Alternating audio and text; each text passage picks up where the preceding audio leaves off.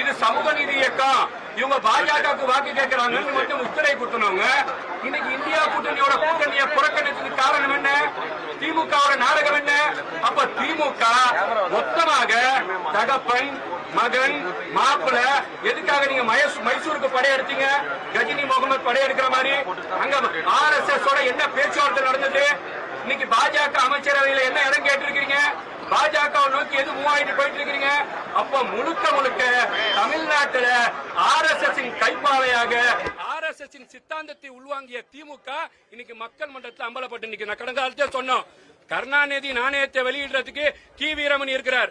எதுக்கு நீங்க RSSல பிறந்தவரை கூட்டு வந்து வெளியிடுறீங்க? இஸ்லாமிய சிறைவாசிகளை விடுதலை செய்யணும் நீங்க சொன்னீங்க திமுக அரசாங்கம். ஆனா சுப்ரீம் கோர்ட்ல என்ன ஸ்டெண்ட் அடிக்கிறீங்க? இவர்கள் வெளியில வந்தா பாதுகாப்பு இல்லன்னு.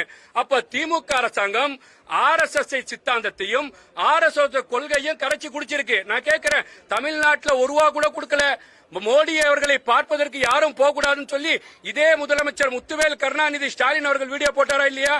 ஆனா பாட்டிலுக்கு 10 ரூபா பிரச்சனை வந்துருச்சு, அவரோட மகனாருக்கு பிரச்சனை வந்துருச்சு, திமுக அமைச்சரவைக்கு பிரச்சனை வந்துருச்சுன்னா ஓடி போய் நிதிஷ்குமார் கூட எங்க கூட இல்லங்க, பீகார்ல இருக்கிறாரு, ஸ்டாலின் எங்க கூட இருக்க கைப்பிடித்தவர்கள் தான் இந்த பாஜக காரர்கள்.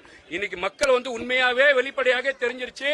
இன்னைக்கு செக்குலரிதமாக சமூக நீதியாக ஹானபல் சீஃப் மினிஸ்டர் அவர்கள் காங்கிரஸ் போன்ற கூட்டணிகளை வைத்து நல்லாட்சி தந்திருக்கின்றார்.